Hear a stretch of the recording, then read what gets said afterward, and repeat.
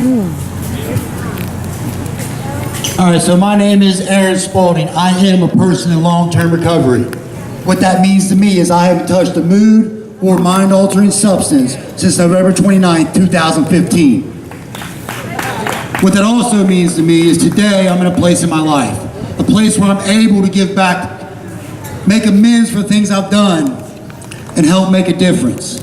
Now, what was given to me so freely, every chance I get, I go out to give back. Because that's where it's at. You know, the power of peer support is amazing.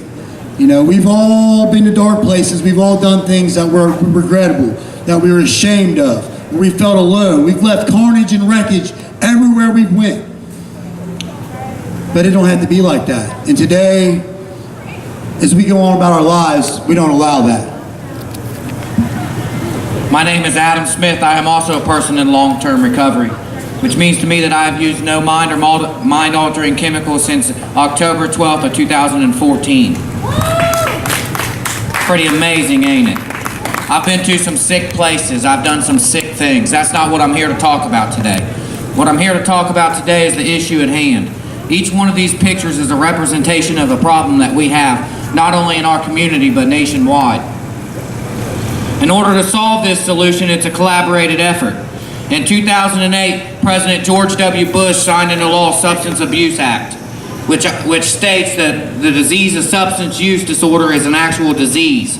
There should be no debate today whether or not life-saving substances should be used. There should not be no debate today on at which price our children's lives is okay to let go. The only debate that we should be having today is what is the solution and how are we going to collaborate together to fix it. Because I promise you, with each picture, there's at least 10 family members that's suffering. You see, substance use disorder is not just an individual disease. It is a family disease. And we as a community are family. We have to collaborate and come together, work together, have a voice together, find a solution together so that not one more parent has to deal with the horrors of addiction. Not one more child has to be put into the ground. Look at these beautiful, young, innocent faces that we just prayed over today. Gone. They don't have a breath in them. At what point do we say enough is enough? Whether we suffer from this disease or not, at what point do we say, I'm going to be a voice and I'm going to make a difference? To me, that point is when we're able to quit judging and we're able to stand up with compassion. We're able to say that this is a disease and it don't matter what happened. What matters is what we can do about it moving forward. And moving forward, this is a disease, this is a choice debate. Does it even really need to happen? This is a problem. This is something that we need a solution for and something we need to make a change. Let's not focus on our differences. Let's focus on what we agree on. Is this bad? Yes. Is this destroying communities? Yes. Is this tearing apart families? Yes. This is not just a my town, your town. This is every town problem. This happens on every street and behind every door across the entire nation. Over the last 5 years, over 44,000 people on average have passed away to this disease. When we was in Gettysburg 2 weeks ago, that was more than the whole combat fatalities in the Civil War, the bloodiest war on American soil in history, and now the drug epidemic has claimed more. And this is something we need a solution for. We need to remove the barriers that are preventing people from sustaining long-term recovery in our communities. We need to work together. We need to have compassion, show love. Because when we was in addiction, we was ashamed. We was unloved. We felt unloved. And we had no love. A little compassion can go a long way. It can make the difference in somebody. We come here today 4 hours away. We come here today with heavy hearts, love and compassion. We come here today because we was invited by Sober J, who is absolutely amazing. Someone who reached out came down and had a voice in our community. She showed other women that it was okay to not be okay.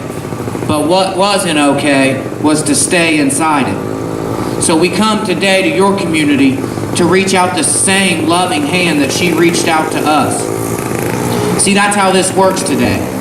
By standing up together and working as different communities, different organizations, but all with the same common motives, the same common goals. What are we going to do about the problem that we have? And it takes each and every one of us as individuals. Listen, guys, I've been down those same roads. The difference is today, I can say that I found the gates to hell and I walked out of them. I'm not anonymous today because there is nothing that anybody can do to me that addiction ain't already done. Okay? I had a fiance that was pregnant with my child, was ejected from a vehicle and literally decapitated in front of me. Literally, the top of the Durango caught her head and pinned it against the interstate pavement. There is nothing that me having a voice today can do that addiction ain't done to me. I've walked through it. I've been there. And I'm here to say that you're not alone. If you're struggling, that there's hope. There's hope inside each and every one of us that's walked down those same dreary, cold, hot-filled roads of hell that you're walking down. And it's okay. We've been there. What's not okay is to continue walking down it. We found a path. This community, our children, the next generation, we need each and every person, even you. Whether you have a day clean or not, we need you. You are what's going to make the difference. I can talk all day long. My one voice don't matter. But when we get in numbers, then it begins to matter. Because each one of us is a vote. And each vote is how our wonderful country, our democracy works. And the more voices that we get that stands up, the better chances we have of making a difference. So do we want to continue burying children today? Or do we want to collaborate, stand up, put personalities, judgment aside, and say, let's go save our children. Let's go get a generation back. Let's do it together. I don't care who you're affiliated with. I don't care what you do. I don't care what you do when you go home. All I care about is what I can do to help. I do that to help myself. I love each and every one of you guys today. I don't have to know you. But you know what? We share the same air. We bleed the same blood. We battle the same struggle. You don't have to be alone. If you're alone today, it's because you choose to be alone. There's many people here today that I've already met in the 2 hours that I've been here that love and support me just the same way that they would love and support you. You know, our great country had this motto, united we stand, divided we fall. Our forefathers made that same motto for a reason, because they knew how to make a difference. Today, you're afforded that same opportunity. You can either add to the problem or you can add to the solution. The choice is on you. But no, you have a choice today.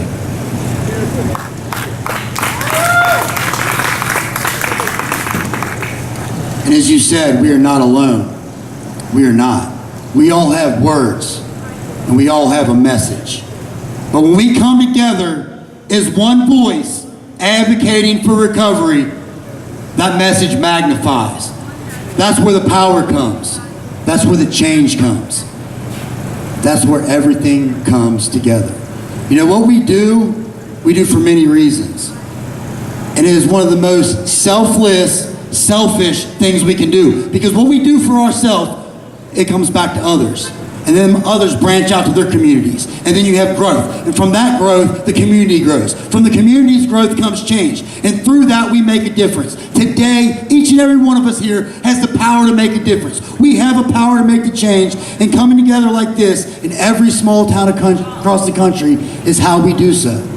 That's right. Showing love, showing compassion, through peer support, by removing barriers, by eliminating the stigma that keeps people sick. This is not 1934 no more. We are not the few, we are the many, and we will make the change. Everybody has a place, everybody has something to give and something to gain, and everybody here has a purpose. And until we all come together collectively, nothing's going to change if nothing changes. Let's make that change. I love you guys. I'm glad, grateful and humble to be here. You guys have a good night. Remember, you are not alone. You can reach out to myself or Aaron or Jamie. Jamie's absolutely amazing. If you ain't gave her a hug yet, give her a hug, because the things that she does for your community is just absolutely awesome. The way that she stands up here and she advocates for the people that are still struggling, saves so many lives, it's beyond amazing. We love you, Jamie. Thank you for everything that you do. You are absolutely awesome. And you and what you do, watching you on Facebook, it inspires me every single day. You know, that's the wonderful thing. We can continue to help motivate each other and move each other forward. And the thing is yeah, we suffer from the same issues, but you don't have to suffer from the same issues to collaborate and work together. You don't have to suffer from them. You just got to be sick and tired of dealing with them. And today, I'm sick and tired of dealing with them. I just so happen to suffer from them.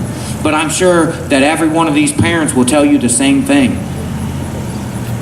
God forbid we lose another one. The only thing that we can do is continue to fight. You know, I spent 15 years of my life giving up. I ain't doing it no more.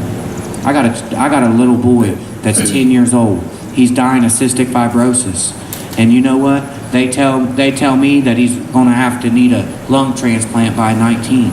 You know what I tell them? That's 9 years. You don't know what medicine's going to do. You know what I mean? And it's the same way with the disease of addiction. Don't tell me that the problem's going to magnify 5 years down the road, because you know what? I have a voice today and I can make a difference. Help me.